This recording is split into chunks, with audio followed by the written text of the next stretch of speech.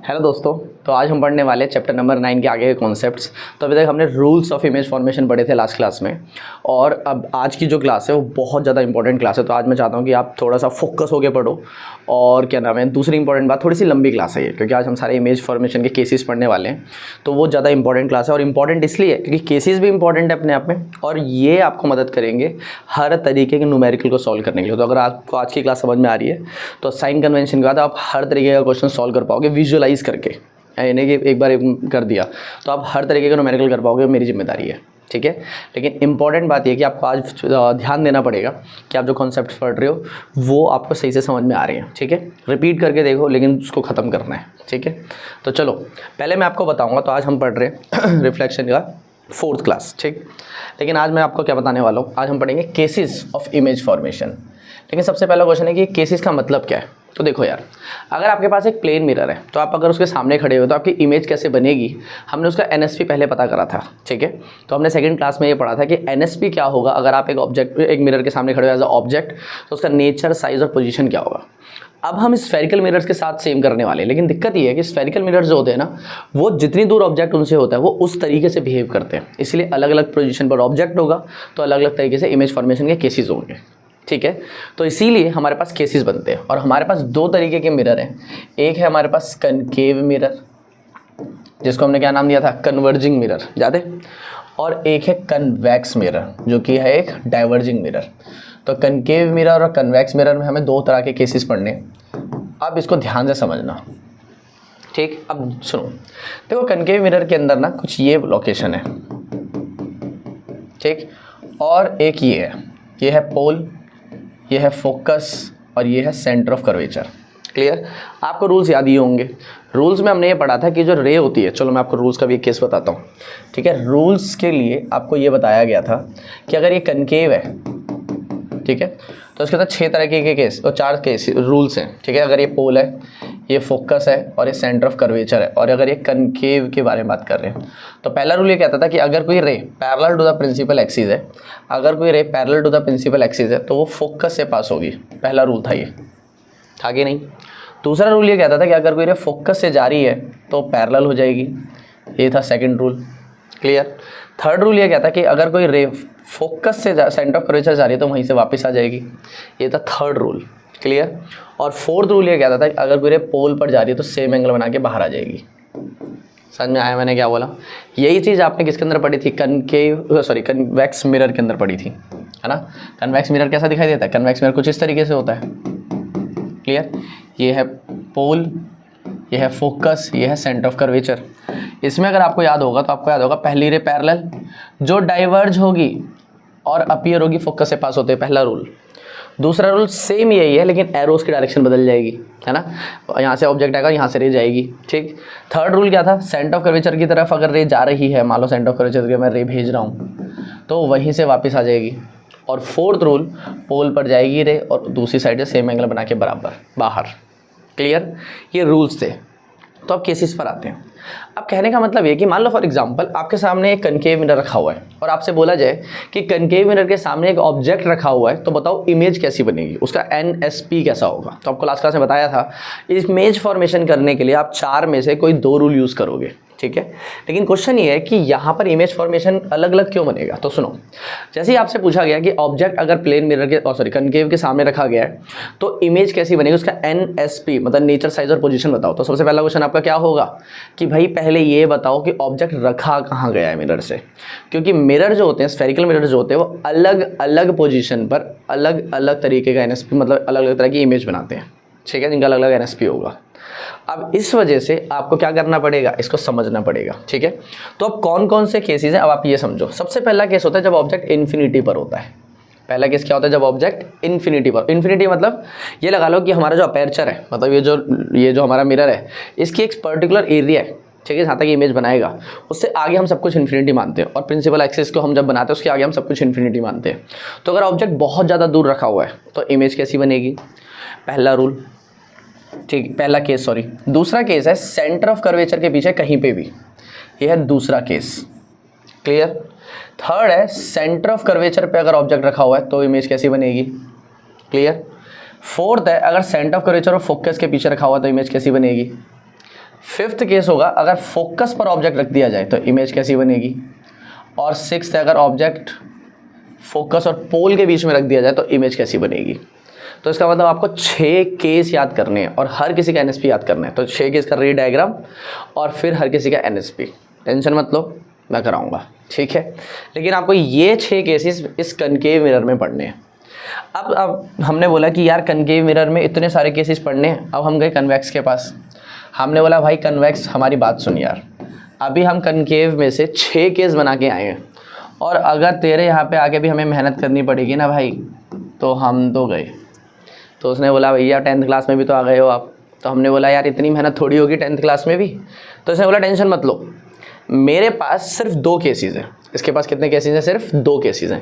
एक case same infinity का है जब ऑब्जेक्ट इन्फिनिटी पे रखा होगा, और दूसरा केस है प्रिंसिपल एक्सिस पर लेंस के इधर, मिरर के इधर कहीं पर भी एक दूसरा केस होगा। अच्छा, तो इसका मतलब इसका पहला केस ये और दूसरा केस ये। इसका मतलब ये कि आपको कनकेव के अंदर 6 केस पढ़ने हैं और कन्वेक्स में 2 केस पढ़ने हैं। समझ में आ गया? तो टोटल कितने केसेस हो गए? 8 केस हो गए। समझ में आया मैंने क्या बोला? तो आपको 4 रूल पढ़ा दिए गए हैं, उनके बेसिस पर आपको 8 केस पढ़ने हैं। पक्का क्लियर है? लेकिन अब केसेस करते बनाते समय हम कौन से रूल यूज़ करेंगे ये कैसे पता लगेगा? आपको 4 रूल बताए गए हैं और आपको बोला इमेज फॉर्मेशन के लिए कोई से भी 2 रूल यूज़ करो। कभी कभी ये भी हो सकता है एक ही रूल एक बार यूज़ हो, और सॉरी 2 बार यूज़ हो। ज़्यादातर 2 रूल यूज़ होंगे हर बार। तो देखो यार, हमेशा पता है क्या होता है, जब भी आप कोई भी केस करोगे, पहले हम कनकेव करेंगे, जब भी आप कोई केस की इमेज फॉर्मेशन कर रहे होगे ना तो आपको 2 रूल यूज़ करने हैं। लेकिन कौन से 2 रूल यूज़ करने हैं इसका कभी कभी होता है आपकी मर्जी, कि आप अपनी मर्जी से कोई से भी रूल 2 ले सकते हो। पहला दूसरा, पहला तीसरा, पहला चौथा, दूसरा तीसरा, दूसरा चौथा, कोई सा भी रूल। समझ में आ गया? लेकिन कभी कभी होती है मजबूरी, तो कभी कभी मर्जी होती है तो कभी कभी मजबूरी होती है कि आप यही 2 रूल यूज़ कर सकते हो। आपको साथ में बताते हुए जाऊँगा कि कौन कौन से 2 रूल यूज़ करने हैं। क्लियर है बात? लेकिन अगर मर्जी होगी तो हम कौन सा रूल यूज़ करेंगे? तो देखो आपको जो कन्वीनियंट लगे। मैं ज़्यादातर कौन सा रूल यूज़ करना प्रेफर करूँगा? फर्स्ट और थर्ड। ऐसा क्यों? देखो ऐसा इसलिए क्योंकि जो फर्स्ट रूल है ना यार वो हर जगह लग जाता है, ठीक है, इसलिए मैंने उसका नाम भी रखा हुआ है ब्रह्मास्त्र। हर जगह लग जाता है वो। क्लियर? लेकिन दूसरी तरफ जो थर्ड रूल है वो इसलिए मैं ज़्यादातर यूज़ करने की कोशिश करता हूँ क्योंकि वो ज़्यादा कन्वीनियंट है। खुद सोचो, एक बार लाइन में एक स्केल रखा, लाइन खींची, बन गया रूल। थर्ड रूल क्या है? सेंटर ऑफ कर्वेचर वाला ना, वहीं से जाएगी वहीं से वापस आ जाएगी। तो इसीलिए थर्ड रूल को यूज़ करना मैं प्रेफर करता हूँ। लेकिन ज़रूरी नहीं है कि हर बार वही लगे, तो आपको कभी कभी मजबूरी में दूसरा रूल भी लगाना पड़ेगा। लेकिन अगर मर्जी है किसी केस के अंदर, जो मैं बताऊँगा आपको, उस केस में आप आराम से फर्स्ट और थर्ड लगाओ, ज़्यादा कन्वीनियंट रहेगा, ठीक है। लेकिन अब हम पढ़ेंगे केसेस। तो अब तक हमको ये समझ में आ गया केसेस कितने। पहला इन्फिनिटी, दूसरा सेंटर ऑफ कर्वेचर के पीछे, तीसरा सेंटर ऑफ कर्वेचर, चौथा सी और एफ के बीच में, पांचवा एफ, और छठा एफ और पी के बीच में। क्लियर? और इधर 2 केस, एक इन्फिनिटी का और एक प्रिंसिपल एक्सिस पे कहीं पे भी रख दो, मिरर के इधर होना चाहिए। एक इंपॉर्टेंट बात और ये भी है कि ऑब्जेक्ट आप ध्यान से देखो, हमेशा जो ऑब्जेक्ट रखा हो हमेशा लेफ्ट हैंड साइड पे रखा गया है, क्योंकि दोस्तों पेंट राइट हैंड साइड पे किया है ना। तो अगर पेंट राइट हैंड साइड पे किया है तो लाइट तो इधर से आ ही नहीं सकती, लाइट तो इधर से ही आएगी, और ऑब्जेक्ट जहाँ पे रखा जाएगा वहीं से तो लाइट आएगी, वहीं से टकरा के तो लाइट आती है। पहली क्लास में बता दिया गया आपको, कोई भी ऑब्जेक्ट इसी वजह से दिखाई दे रहा है। समझ में आया? तो इसीलिए अब हम जो पढ़ेंगे वो है केसेस ऑफ मिरर्स, और उनमें भी सबसे पहला कौन सा केस पढ़ने वाले हम? सबसे पहले हम पढ़ने वाले कनकेव के केसेस। क्लियर है बात? अब दिमाग लगाना ज़रा ध्यान से, ठीक है। तो अभी हम पढ़ेंगे केसेस ऑफ कनकेव मिरर। अब लेकिन पहले मुझे ये बताओ कि कनकेव के अंदर पहला केस कौन सा है? तो पहला केस है जब ऑब्जेक्ट कहाँ पे रखा हुआ हो? At infinity.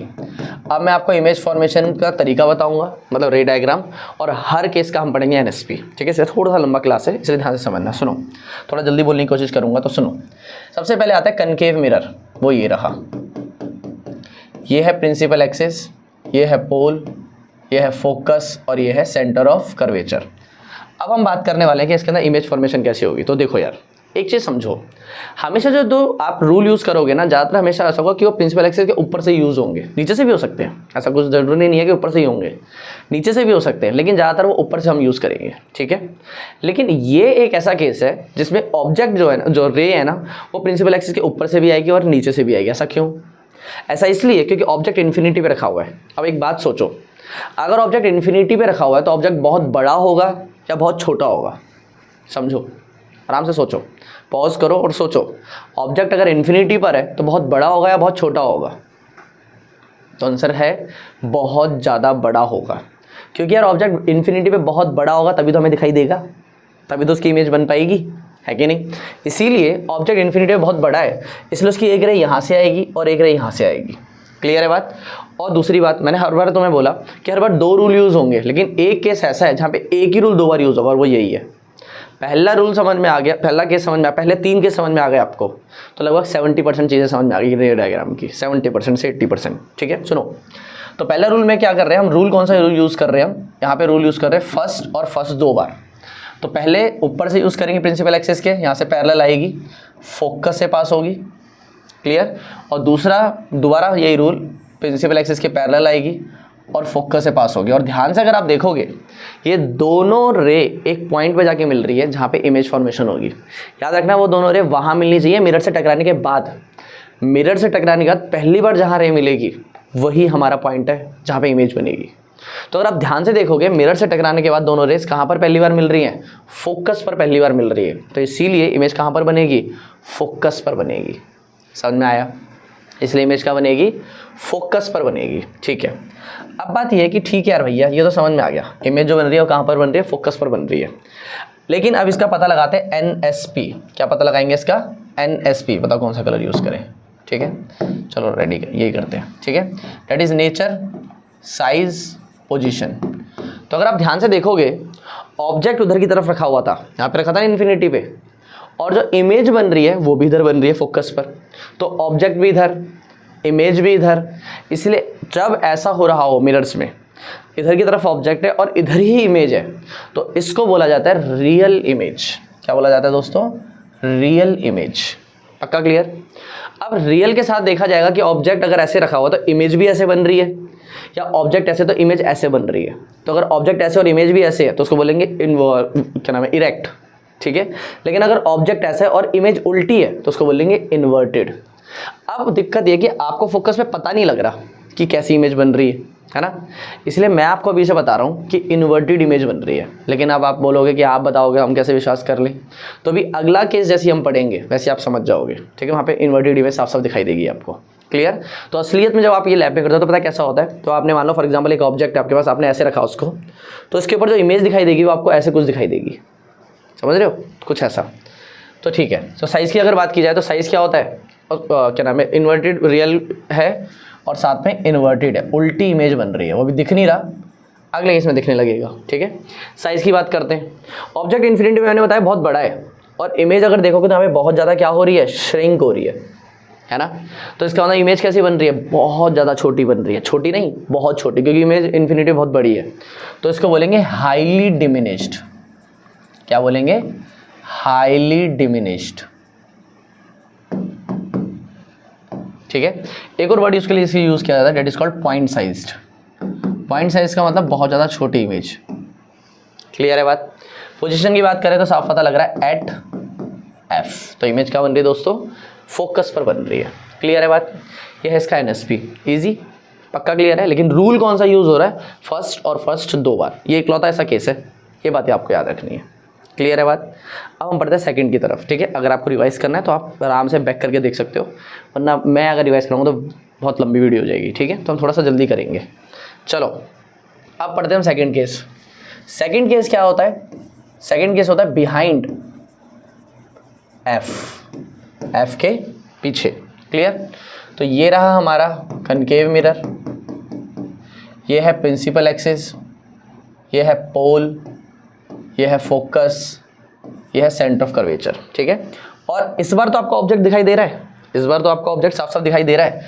और जो इस बार आपको ऑब्जेक्ट दिखाई दे रहा है वो ये रहा। ऑब्जेक्ट कहाँ पे रखा हुआ है? F के पीछे रखा हुआ है। क्लियर है बात? F के C के पीछे रखा हुआ है। तो अब चलो इमेज फॉर्मेशन करते हैं। तो अब रूल कौन से यूज़ होंगे? ठीक है, तो देखो मैंने आपको बताया कि आपकी कभी मर्जी है कभी मजबूरी है, तो ये मर्जी वाला केस है, आप कोई सा भी रूल यूज़ कर सकते हो। और मैंने आपको बताया मर्जी जब होगी तो ज़्यादातर कौन सा यूज़ करना? पहला और तीसरा। तो शुरू करते हैं फर्स्ट और थर्ड। फर्स्ट किस लिए? क्योंकि हर जगह लग जाता है। ठीक है, ब्रह्मास्त्र है भाई साहब। तो सुनो, फर्स्ट रूल क्या था कि पैरेलल जाएगा और फोकस से पास होगा। क्लियर है बात। अब देखो मैं फ्री हैंड बना रहा हूँ ना, अपना नाप के नहीं बना, मैंने आपको क्लास में बताया था। स्टैंडर्ड ले लो कि आप इसको हर बार 4 सेंटीमीटर लोगे, पी से F4, F से C4, और हमेशा स्केल से डायग्राम बनाओगे तो हमेशा एग्जैक्ट डायग्राम बनेगा जहाँ मैं इमेज बोल रहा हूँ आपको, ठीक है। तो ये 100% है, जहाँ मैं इमेज बोल रहा हूँ वहीं पे इमेज बनेगी। मेरी थोड़ी सी इधर उधर हो सकती है क्योंकि मैं बिना नापे बना रहा हूँ, लेकिन आप कॉपी में जब प्रैक्टिस करोगे एग्जैक्टली बनेगी। और एक और चीज़, जहाँ पे मैं बोल रहा हूँ मर्जी है, ठीक है, तो वहाँ पे आप दूसरा कोई रूल लगा के देख लेना। मैं जैसे पहला और तीसरा लगा रहा हूँ, पहला और दूसरा लगा के देखना, एग्जैक्ट इमेज बनेगी। क्लियर है बात, समझो। तो पहला रूल ये रहा, ठीक। अच्छा, दूसरा रूल हम यूज़ नहीं कर रहे, हम तीसरा रूल यूज़ कर रहे हैं। तीसरा रूल क्या कहता है, सेंटर ऑफ कर्वेचर से जाएगी और वहीं से वापस आएगी। तो सेंटर ऑफ कर्वेचर से रे जाएगी और वहीं से वापस आएगी। और अगर आप देखोगे ये दोनों रे मिरर से टकराने के बाद पहली बार कहाँ मिल रही हैं, सी और एफ के बीच में। ये रे मिरर से टकराई फिर मिली, और ये टकराने के बाद, तो ये दोनों रे कहाँ पर मिल रहे हैं, यहाँ पर। ये ऑब्जेक्ट अगर ए और बी है, अगर ऑब्जेक्ट ए और बी है तो इमेज देखो बन रही है उल्टी। अभी पीछे बोला था तो मैं कि आगे अभी अगले केस में समझ में आ जाएगा। तो इमेज उल्टी है ए डैश बी डैश। क्लियर है बात। तो अगर ऑब्जेक्ट ऐसे है तो इमेज ऐसे बन रही है। क्लियर है बात, समझ में आ गया। तो अगर आप ध्यान से देखोगे तो ऑब्जेक्ट ऐसे और इमेज ऐसे है, ठीक है। अगर अब इसका एनएसपी पता किया जाए, अगर इसका एनएसपी पता किया जाए तो क्या होगा, नेचर, साइज, पोजीशन, ऑब्जेक्ट इधर, इमेज इधर, इसलिए क्या है रियल। एंड अब तो साफ साफ दिखाई दे रहा है उल्टी है image, that is called inverted. Clear. Size की बात करते हैं, अगर आप ध्यान से देखोगे तो ऑब्जेक्ट बड़ा है और इमेज छोटी है, लेकिन क्या बहुत छोटी इमेज है, नहीं, छोटी इमेज है, इसलिए हाईली डिमिनिश्ड वर्ड नहीं आएगा, डिमिनिश्ड वर्ड आएगा। क्लियर है बात। अगर अब हम पोजीशन की बात करें तो इमेज कहाँ बन रही है, between C and F. Clear है बात, पक्का क्लियर है, ठीक है। आगे बढ़ते हैं।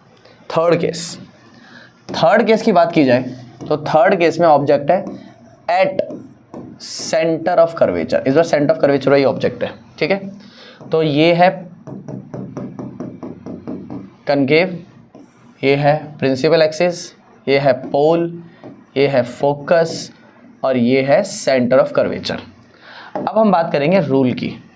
क्लियर, कौन सा रूल यूज होगा। तो ऑब्जेक्ट इस बार दोस्तों कहाँ रखा हुआ है, ऑब्जेक्ट इस बार रखा हुआ है सी पर, और मान लो ऑब्जेक्ट ए और बी है। तो अब दिक्कत पता है क्या है, दिक्कत ये है कि अब जो रूल है ना यार, वो रूल यूज नहीं होगा, ठीक है। फर्स्ट रूल तो ब्रह्मास्त्र है, वो तो लग जाएगा, लेकिन थर्ड रूल यूज नहीं होगा। थर्ड रूल क्यों नहीं यूज होगा, आप तो बोल रहे थे कि हर बार वो हर जगह लग जाता है, ज़्यादा कन्वीनियंट है।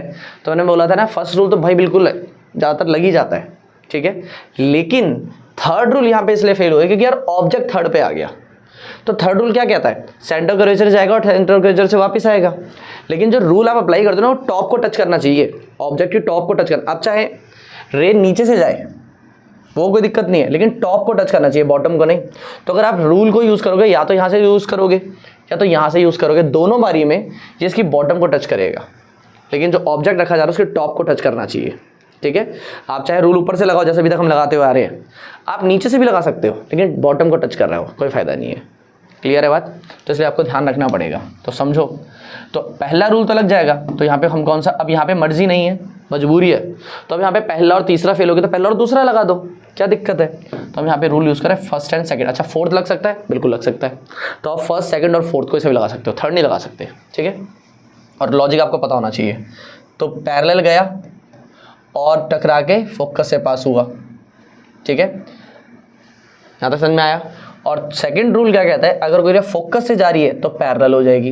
तो अगर कोई रे फोकस से जा रही है तो वो पैरेलल हो जाएगी। अब देखो मेरी थोड़ी सी उधर मिल रही है, लेकिन असलियत में जो इमेज है दोस्तों वो कहाँ बननी चाहिए, एग्जैक्ट सी के नीचे बननी चाहिए, ठीक है। तो इसलिए थोड़ा सा ध्यान रखना पड़ेगा आपको, ठीक है। कहीं मेरी तरह गलती हो रही हो तो उसको आपको थोड़ा सा सही करना पड़ेगा, सॉरी,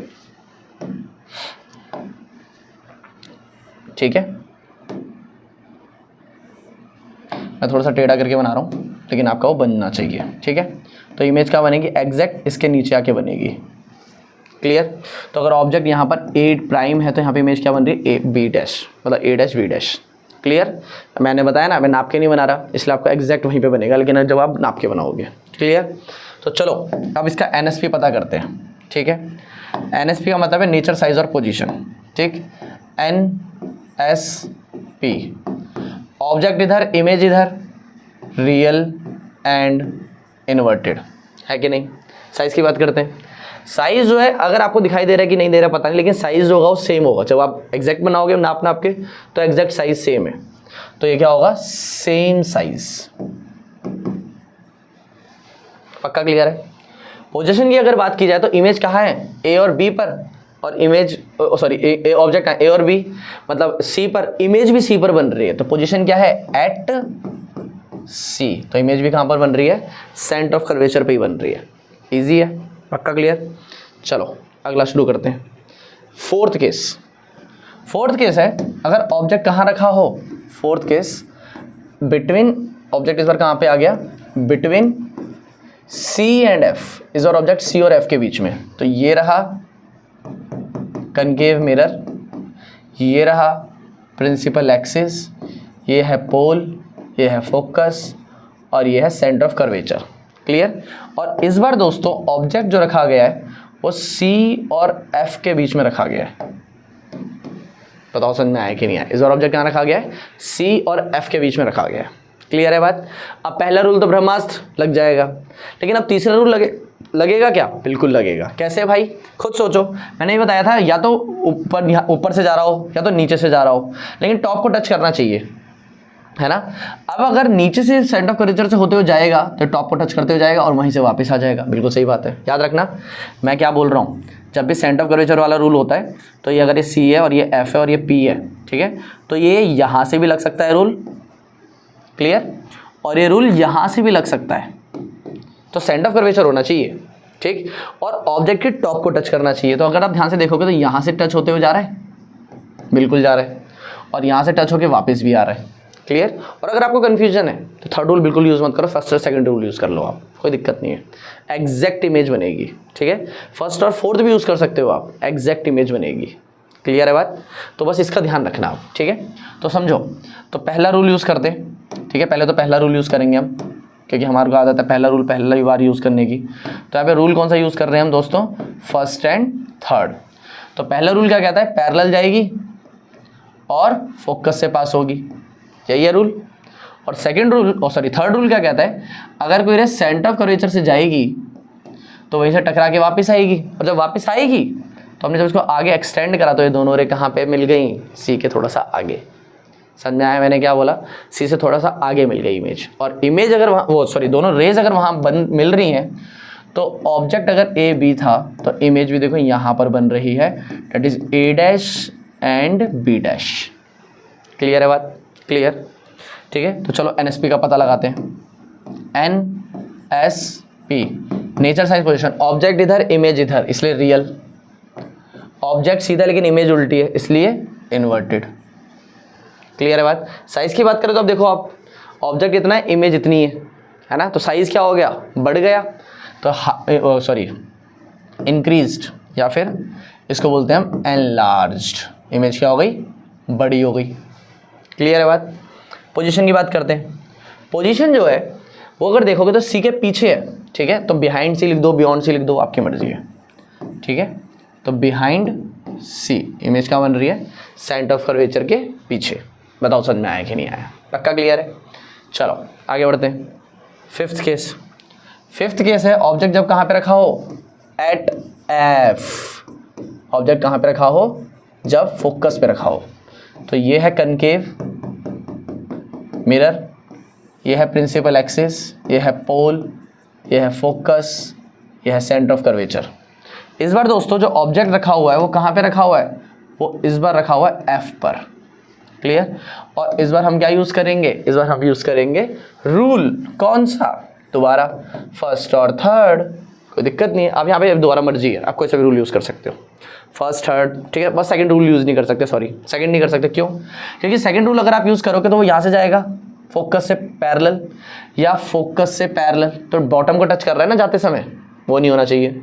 जाते समय रे को टॉप को टच करना है, बस इतना ध्यान रखना है आपको। तो सेकंड रूल अप्लाई नहीं हो रहा, तो फर्स्ट रूल अप्लाई हो रहा, तो फर्स्ट को कर दो, पैरेलल जाएगा फोकस से पास होगा, यही है पहला रूल।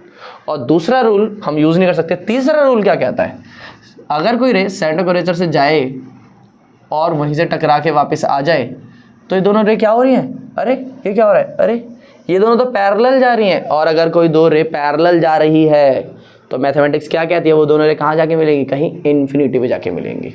समझ में आ गया।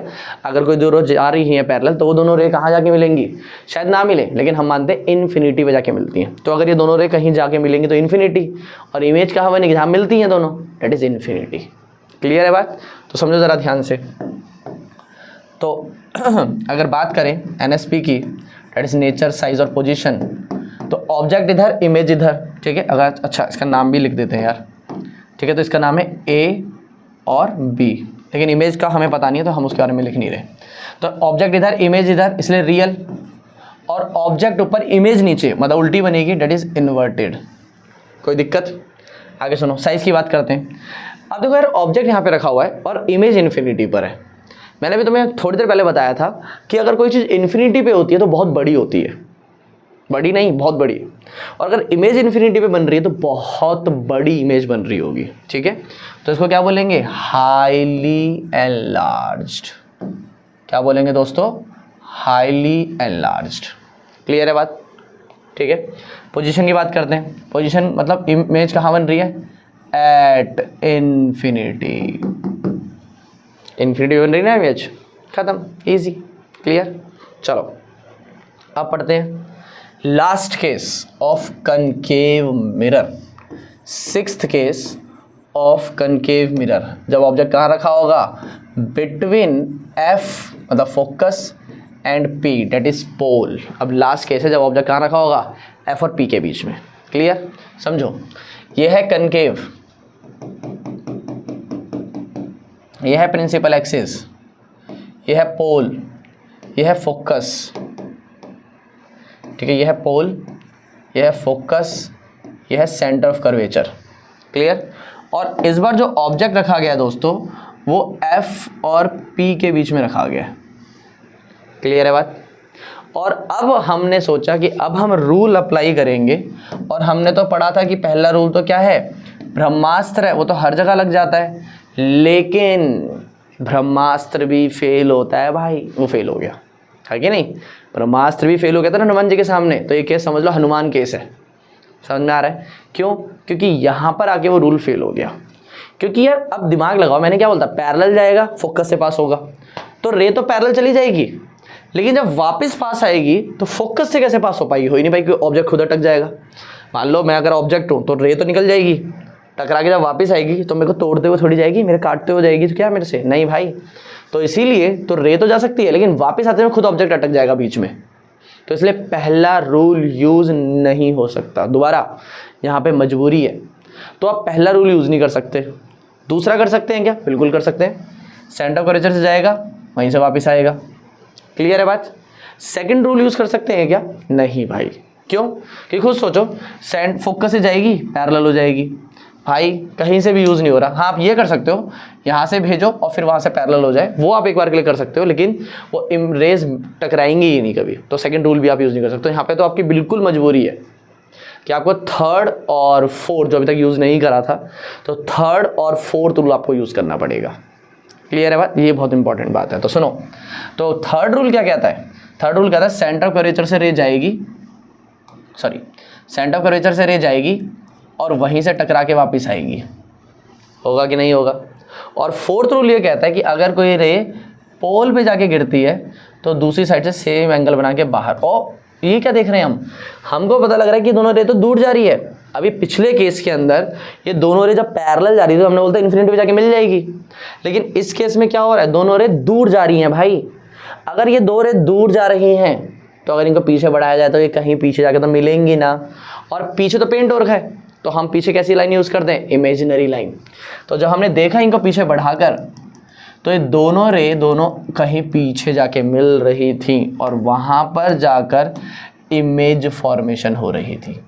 तो ऑब्जेक्ट अगर यहाँ पे रखा था that is A and B, तो इमेज यहाँ पर बन रही थी that is A prime dash and B dash. कितना ईजी है सोचो, है कि नहीं। यहाँ पे आपने जो रूल यूज़ करा वो कौन सा रूल यूज़ करा, यहाँ पे आपने रूल यूज़ करा है फर्स्ट एंड सॉरी यहाँ पे आपने रूल यूज़ करा है थर्ड एंड फोर्थ। क्लियर है बात, समझ में आया मैंने क्या बोला। अब आते हैं हम इसके NSP पर। क्लियर है बात? Nature, size, position. अब ये ध्यान से समझना यार, ठीक। ऑब्जेक्ट इधर है, इमेज इधर है, इसका मतलब क्या है? वर्चुअल। और देखो मिरर के अंदर बन रही है इमेज, जिसको हम पकड़ नहीं सकते। याद करो प्लेन मिरर, इसलिए वर्चुअल इमेज। याद आ रहा है? तो ये कौन सी इमेज है? वर्चुअल। कितनी देर बाद आया भाई ये वर्ड, है ना। उसका देखो ऑब्जेक्ट भी सीधा है और इमेज भी सीधी। ऑब्जेक्ट भी ऐसे और इमेज भी ऐसे है, तो इसका अंदर इमेज कैसी बनी है? सीधी। तो इरेक्ट। आप याद करने के लिए याद कर सकते हो, जब ये रियल वर्ड आएगा ना तो इन्वर्टेड आएगा, वर्चुअल जब भी आएगा तो इरेक्ट आएगा। हम लेंस में भी जाके यही होगा, इसलिए आपको सीधा याद रख सकते हो। आगे सुनो, साइज की बात करो, साफ पता लग रहा है इमेज क्या हो रही है? बढ़ रही है। तो एनलार्ज्ड। इमेज कैसी हो रही है दोस्तों? एनलार्ज्ड। और पोजीशन क्या है? पोजीशन है बियॉन्ड मिरर। मिरर के भी उधर। अब कोई पोजीशन है नहीं, हम दोनों सीधा बोलते हैं मिरर के भी आगे। बताओ समझ में आया कि नहीं आया? पक्का क्लियर है?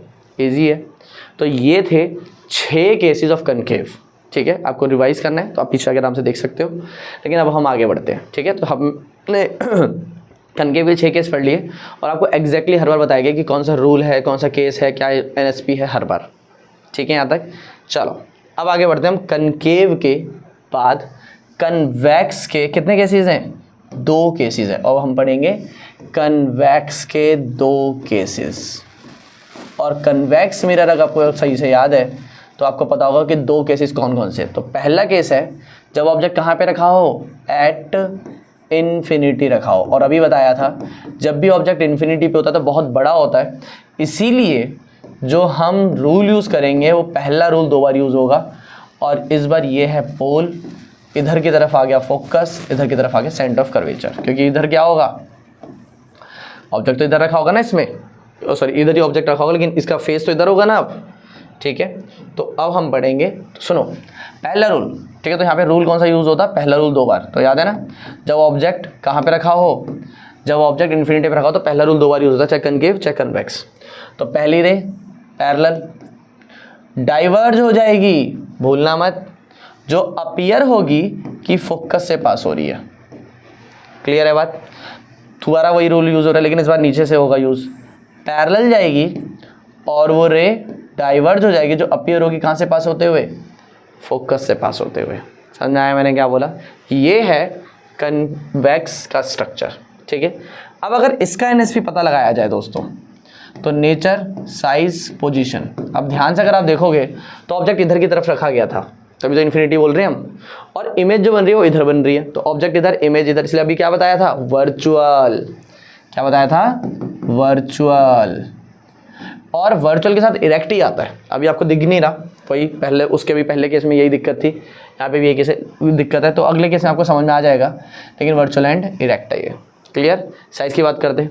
ऑब्जेक्ट इन्फिनिटी पे तो बहुत बड़ा होगा, लेकिन इमेज यहाँ बन रही तो बहुत छोटी इमेज, इसका मतलब हाईली डिमिनिश्ड। कैसी इमेज बन रही है यहाँ पे दोस्तों?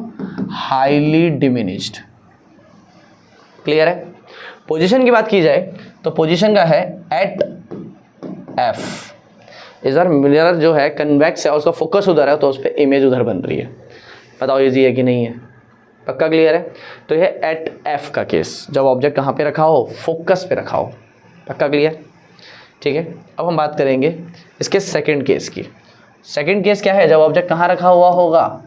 Eight principal axis. जब ऑब्जेक्ट कहाँ पे रखा होगा दोस्तों? प्रिंसिपल एक्सिस पे रखा होगा। तो ये है कन्वेक्स मिरर, ये है प्रिंसिपल एक्सिस, ये है पोल, ये है फोकस, ये है सेंटर ऑफ कर्वेचर। समझ में आ गया? अब जो ऑब्जेक्ट रखा हुआ है वो कहाँ रखा हुआ है? दिमाग लगाना। इस बार ऑब्जेक्ट रख दिया है दोस्तों हमने प्रिंसिपल एक्सिस पर कहीं पर भी, और वो ये रहा। अब हमको रूल यूज़ करने हैं, तो आप रूल कोई सा भी यूज़ कर सकते हो। तो आपको पता है पहला तो रामबाण इलाज है, बस एक बार फेल हुआ था। ठीक है, और बाकी आप कोई सा भी रूल यूज़ करो। फॉर एग्जांपल मैं थर्ड रूल यूज़ कर रहा हूँ। क्लियर? तो पहला रूल क्या कहेगा? पहला रूल ये कहता है अगर कोई पैरेलल जा रही है तो पैरेलल भेजो, डाइवर्ज हो जाएगी जो अपीयर होगी कि फोकस से पास हो रही है। इजी।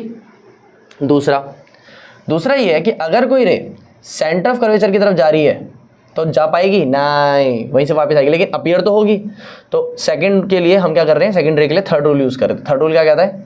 सेंटर ऑफ कर्वेचर की तरफ भेजो, वो वहाँ पर जा तो पाएगी नहीं, और वहीं से वापस आ जाएगी, और दोनों रे जहाँ मिलेंगी वो है इमेज फॉर्मेशन का केस। याद रखना, फोकस से थोड़ा सा पहले है ये, ठीक है। तो अगर इसका एनएसपी निकाला जाए दोस्तों, नेचर, साइज एंड पोजीशन, तो ऑब्जेक्ट इधर, इमेज इधर, इसलिए वर्चुअल। और इस बार आपको साफ दिखाई दे रहा है ऑब्जेक्ट एकदम सीधा है कि नहीं। अगर ये ए बी है तो ए डैश और बी डैश है ना। तो ऑब्जेक्ट अगर ऐसे तो इमेज भी ऐसे ही है, तो इसको क्या बोलेंगे, वर्चुअल एंड इरेक्ट। क्लियर है बात। साइज की बात करी जाए तो छोटे ही इमेज, साफ पता लग रहा है। तो ये क्या है, डिमिनिश्ड। ये क्या है, डिमिनिश्ड। और अगर पोजीशन की बात की जाए तो पोजीशन कहां पर है, बिटवीन P एंड F। ये बहुत इंपॉर्टेंट है भाई साहब, है ना।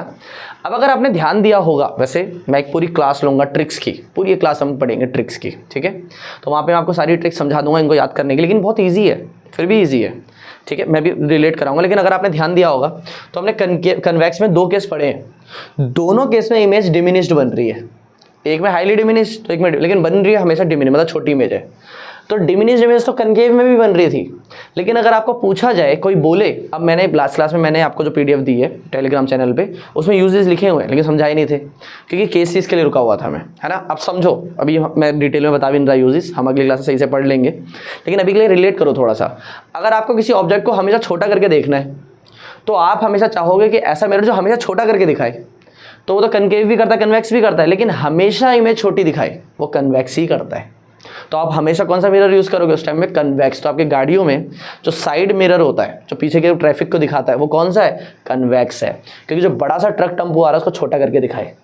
अगर आप घर से ले जाओ अपना प्लेन मिरर लगा दो, तो पीछे जो टेम्पो आ रहा है उसकी सिर्फ हेडलाइट ही दिखाई देगी, और जब वो पूरा ठोक देगा तब समझ में आएगा, अरे भाई सब क्या कर रहे हो, है कि नहीं। लेकिन आपके वहाँ पे कौन सा मिरर लगा हुआ है, कन्वेक्स। वो पूरी बिल्डिंग, पूरा ट्रक, पूरा ट्रैफिक को क्या करता है, छोटा करके दिखाता है। तो अगर आप ये बोल लगा दो, अब आप बोलो कि भैया मैं तो कनकेव लगाऊंगा क्योंकि वो भी तो डिमिनिश्ड इमेज दिखाता है, तो जब टेम्पो आ रहा होगा ना तो उसको बोलना पड़ेगा, भाई साहब थोड़ी देर रुको, मेरे को आप बड़े दिखोगे अगर पास आ जाओगे तो, है कि नहीं। याद करो, जैसे जैसे ऑब्जेक्ट मिरर के पास आ रहा है वैसे वैसे क्या होता जा रहा है, उसका साइज बढ़ता जा रहा है इमेज का। रिलेट करो, ठीक है, यही ट्रिक है, ज़्यादा कुछ नहीं लगाना है, ठीक है। अब समझ में आ रहा है। तो आप उसको बोलोगे थोड़ा सा पीछे जाओ, थोड़ा सा पीछे जाओ, ऐसा तो हो नहीं सकता। तो हमेशा छोटी इमेज चाहिए तो ये, और अगर आपको बड़ी इमेज चाहिए तो कौन सा मिरर यूज़ करोगे, कनकेव, है कि नहीं। वो छोटी इमेज भी बनाता है, लेकिन एक पर्टिकुलर पोजीशन पर वो बड़ी इमेज बनाता है। ज्वेलरी की शॉप, ज्वेलरी की शॉप में क्या होता है, यही तो होता है। ज्वेलरी वाला बंदा अपने दुकान पे कौन सा मिरर लगा के रखेगा, यही लगा के रखेगा। एक शेविंग वाला, मतलब शेविंग कह रहा हूँ, बार बार अपनी शॉप पे कौन, यही लगाएगा। डेंटिस्ट कौन सा मिरर यूज़ करेगा, कनकेव यूज़, क्योंकि छोटी चीज़ को बड़ा करके देखना है। तो जब मम्मी ज्वेलरी की शॉप पे गई तो ज्वेलरी वाले ने क्या करा, एकदम कनकेव मिरर लगा रखे हैं, और मम्मी ने देखा, अरे ये तो बड़ा बढ़िया हार लग रहा है, और घर पे लेकर आए तो है, ये तो पागल बना दिया उसने, है ना। तो अब पागल किसने बनाया, साइंस ने भाई। उसने साइंस पढ़ी थी, जो ज्वेलर्स था उसने क्या पढ़ी थी, साइंस। उसने क्या करा, अपने टेबल जहाँ पे मम्मी बैठी हुई थी या फिर कोई भी ज्वेलरी लेने जा रहा है वो बैठेगा, और जो शीशा है उसको इस पोजीशन पे रखेगा कि हमेशा कौन सा केस बन रहा हो, वो केस जहाँ पे एनलार्ज्ड इमेज बनती है, और आपको ज्वेलरी जो बड़ी दिखाई दे। और वो चाहता है ज़्यादा खरीदो तो छोटी दिखाई दे, तो उल्टा करेगा, है कि नहीं। तो इसका मतलब अब आप बोलोगे कि भैया हम थोड़ा सा पीछे और आगे मुड़ के देख लें, तो ज्वेलरी शॉप वाला पागल थोड़ी है। वो आपकी पोजीशन को ऐसे रखेगा, आपके डेस्क को ऐसे रखेगा, फिर शीशे को ऐसी पोजीशन पे रखेगा कि हमेशा उसकी मनचाही इमेज ही मिले। सिर्फ आपने थोड़ी साइंस पढ़ी है, समझ में आ रहा है। कहने का मतलब ये है कि आप हर जगह पे इन सारी कॉन्सेप्ट्स का यूज़ कर सकते हो। पक्का क्लियर है, समझ में आ रहा है, एवरीथिंग इज साइंस। तो आपको 6 और 2 8 के समझा दिए गए हैं। अब आपका होमवर्क आज के लिए ये, पहले तो ये सारे रिवाइज करना, खुद बनाकर अलग अलग रूल अप्लाई करो तब बनाओ, यही रूल अप्लाई करो तब बनाओ। लेकिन इंपॉर्टेंट बात एक चीज़ और याद रखना, वो ये कि आपको ना एक रिलेट करना है इनको, कि भैया एनएसपी चेंज और कैसे हो रहा है। अगर मैं पोजीशन को चेंज कर रहा हूँ तो इमेज में क्या चेंज आ रहा है, साइज में क्या चेंज आ रहा है, ये आपको गैस करना है। आराम से उनके सारे केसेस को पढ़ के देखो। आपको जब मैं ट्रिक वाली क्लास समझाऊंगा तब आपको लगेगा कि अरे ये तो हमें पहले से, अगर आप पढ़ोगे तो। और अगर नहीं पढ़ोगे तो आपको ऐसा लगेगा कि मैं जादू दिखा रहा हूँ। कोई जादू नहीं है, सब कुछ रिलेटेबल है, ठीक है। और आपको डिटेल्ड चीज़ें चाहिए तो डिटेल चीज़ें मैंने नोट्स में दे रखी है, वो ये रही, ठीक है। एक सेकेंड, ठीक है, ये रहे, ठीक है। तो पहले 2 रूल, पहले 2 केस कनकेव के, ठीक है। तो किसके हैं ये कनकेव के हैं, इस बात का ध्यान रखना, ठीक है। कनकेव के पहले 2, ठीक है, सब कुछ लिखा हुआ है, एनएसपी लिखा हुआ है, रूल कौन सा है, ऑब्जेक्ट कहाँ पे रखा हुआ है, ठीक है, सब कुछ लिखा हुआ है। सेकंड और थर्ड और फोर्थ ये रहे, 5th और 6th ये रहे, क्लियर। फिर आते कनकेव से कन्वेक्स की बारी, तो कन्वेक्स के केसेस ये रहे, ठीक है। मैंने कन्वेक्स के केसेस डाले नहीं क्या, सॉरी गाइस, मैंने कन्वेक्स के केसेस नहीं डाले मुझे लगता है, ठीक है कोई बात नहीं, कन्वेक्स के केसेस मैंने वहाँ पे लिख रखे हैं, तो कन्वेक्स के केसेस आपको ऐसे मिल जाएंगे, क्लियर है बात। लेकिन ये आपको याद करने हैं, ठीक है। तो कन्वेक्स के केसेस मैं यहाँ पे लिख देता हूँ, ठीक है। तो सुनो, कन्वेक्स में पहला केस एट इन्फिनिटी, यही था, ठीक है। रूल्स कौन से यूज़ करे थे हमने उसके अंदर, पहला रूल 2 बार, NSP की बात की जाए तो नेचर क्या था, वर्चुअल एंड इरेक्ट, साइज क्या था, हाईली डिमिनिश्ड, बहुत ज़्यादा छोटी इमेज बनती थी। और पोजीशन की बात की जाए तो एट फोकस, सेकंड क्या था, एट प्रिंसिपल एक्सिस पर कहीं पर भी, ठीक है। रूल्स कौन से आपने यूज़ करे थे, फर्स्ट एंड थर्ड। NSP की बात की जाए तो वर्चुअल एंड डायरेक्ट इमेज है, साइज क्या था, डिमिनिश्ड, हाईली डिमिनिश्ड नहीं, डिमिनिश्ड। और पोजीशन क्या है, बिटवीन P एंड F। हो गए केसेस, क्लियर। तो ये थे इमेज फॉर्मेशन के केसेस, 6 और 2 8 केसेस, 4 रूल्स आपको पहले बता दिए गए, पूरा रिवाइज करना अगली क्लास में, बहुत इंपॉर्टेंट है। दैट इज साइन कन्वेंशन, एक एक न्यूमेरिकल, ये कॉन्सेप्ट अगर आपको समझ में आ गया न्यूमेरिकल करने में बहुत आसानी होगी। बिना पेन उठाए आपको मैं प्रेडिक्ट करना सिखा दूंगा कि आंसर की क्या रेंज आएगी, अगर आप ये सारे केसेस और अगली क्लास साइन कन्वेंशन पढ़ लो तो कहीं से कुछ और पढ़ने की जरूरत नहीं पड़ेगी, ठीक है। चलो दोस्तों के साथ शेयर करो, बाय बाय।